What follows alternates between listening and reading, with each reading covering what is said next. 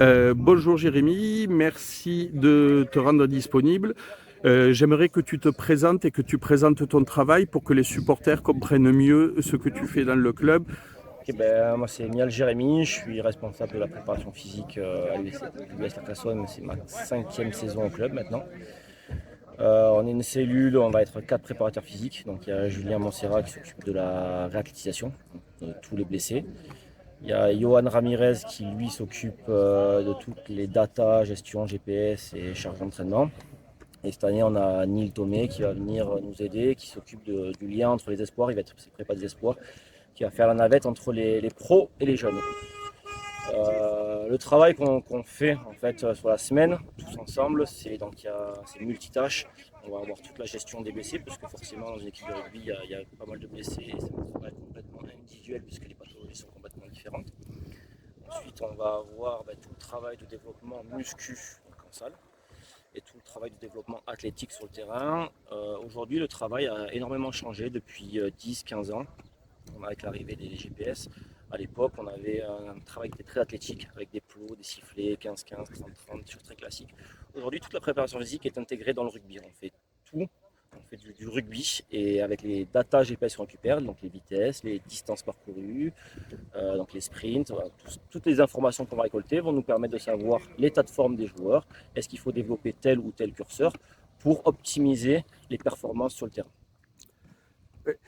Euh, Avant d'arriver à Carcassonne, tu étais où? Tu faisais quoi? Moi, j'ai fait 6 ans avec l'équipe de France de ski alpin avant d'arriver à Carcassonne. Et avant, j'étais sur Montpellier où j'intervenais dans différents sports. Et j'étais à la fac et au CREPS à Montpellier comme prof. Ok. Et tu nous as parlé de ce que vous faisiez la semaine. Et maintenant, comment vous travaillez avec les coachs pour faire ce que vous avez réussi à faire l'an dernier, finir la saison en forme optimale, ce que d'ailleurs, que ce soit Jean-Marc Coé ou Eric Escribano, ils ont loué dans leurs interviews plusieurs fois. Ouais, aujourd'hui, il y a un travail qui est vraiment un travail en synergie. C'est-à-dire que quand on construit l'entraînement, moi, je vais proposer des séquences de travail, des temps de travail. Donc, je leur dis aujourd'hui, par exemple, le mardi est une journée avec du volume de course. Je leur dis aujourd'hui, on va travailler, donc, il faut qu'il y ait des courses qui soient longues, sur des séquences de 3 minutes avec 1 minute de récup, par exemple. Et eux vont construire l'entraînement rugby à l'intérieur de ça. Donc, on time vraiment tous les entraînements. Donc, on a des thèmes de journée. Le lundi, c'est plus une journée de récup. Le mardi, c'est plus une journée de volume de course.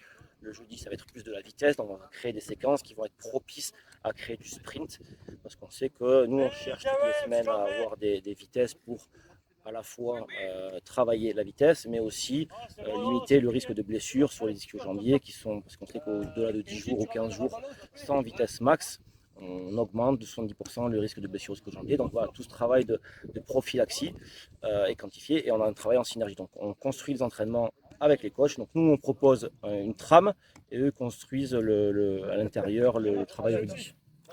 Ok, mais merci beaucoup Jérémy, bonne saison et puis on se voit sur les bords du terrain. Et merci, à bientôt. Salut.